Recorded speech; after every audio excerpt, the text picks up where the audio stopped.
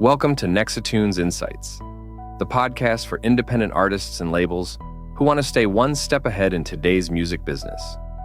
I'm Chris, and as always, I'm joined by my charming co-host, Rachel.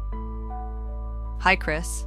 Together, we dive into the trends, challenges, and real stories shaping the industry today.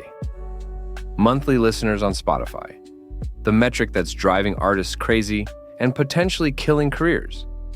Today we're exploring why chasing the wrong numbers might be the biggest mistake musicians are making in the streaming era. That's such an interesting perspective, especially since most artists I know are completely obsessed with their monthly listener count. What made you start looking into this? Well, I've been tracking these metrics closely, and here's what's fascinating.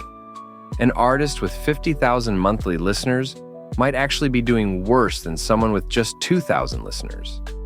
It all comes down to something called the streams to listeners ratio. Hold on. You're telling me having more listeners could actually be a bad sign? How does that work? Let me break this down with real numbers. When an artist has 50,000 monthly listeners, but only 60,000 streams, that means each person is barely listening more than once. But when someone has 2,000 listeners, generating 20,000 streams, you're looking at real fan engagement. Those people are coming back 10 times on average. So it's kind of like comparing a busy tourist restaurant to a local favorite. The tourist spot might see more people, but the local place has devoted regulars who come back again and again. Exactly. And here's where it gets really interesting. Spotify actually has specific ratios that indicate different levels of success. A 1-to-1 or 1-to-2 ratio usually means you're getting passive playlist plays, while hitting 1-to-6 to 110 shows, you've built a real following. You know what's concerning, though? I've heard about artists trying to game these numbers by asking fans to stream their songs on repeat. Oh man, that's like playing with fire. Spotify's algorithms are incredibly sophisticated. They can detect unnatural listening patterns. And when they do, it's not just about losing those fake streams. Artists can get their accounts flagged or even lose their spot in Spotify's recommendation system entirely. So what should artists actually be focusing on instead? Well, there are 3 key metrics that tell the real story. First, save rates, when listeners add your track to their personal library. Second, algorithmic picks, when Spotify naturally starts recommending your music. And third, probably most important, is follower growth. That makes so much sense. Because followers represent an active choice to stay connected, right? Unlike monthly listeners that can swing wildly based on playlist inclusion. Exactly right. And here's a fascinating pattern I've observed.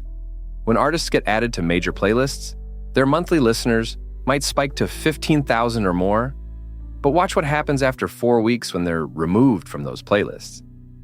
Let me guess, those numbers come crashing down? Well, yes and no.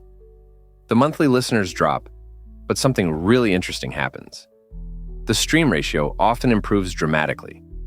You might go from a 1-to-2 ratio to 1-to-5 or better, because now you're left with people who genuinely connected with the music.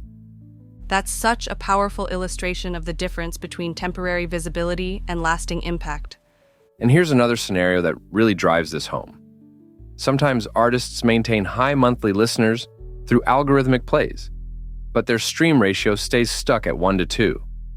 They're getting tons of exposure, but not converting casual listeners into actual fans. It's starting to sound like the music industry's version of social media metrics, where follower count doesn't necessarily translate to real engagement. You know what? That's a perfect analogy. And it points to something even more important. The artists who are truly succeeding aren't just chasing numbers, they're building relationships. I've seen artists with modest Spotify numbers selling out venues because they've built genuine connections with their audience. That really brings everything full circle. The metrics that matter are the ones that reflect actual human connection with the music. Absolutely right. And here's the bottom line for any artist trying to make it in the streaming age. Focus on creating music that people want to return to, build genuine connections with your audience, and let the numbers follow naturally. That's how you build a sustainable career, not by chasing short-term metrics or trying to game the system. That's it for today's episode of Nexitunes Insights. Thanks for joining us.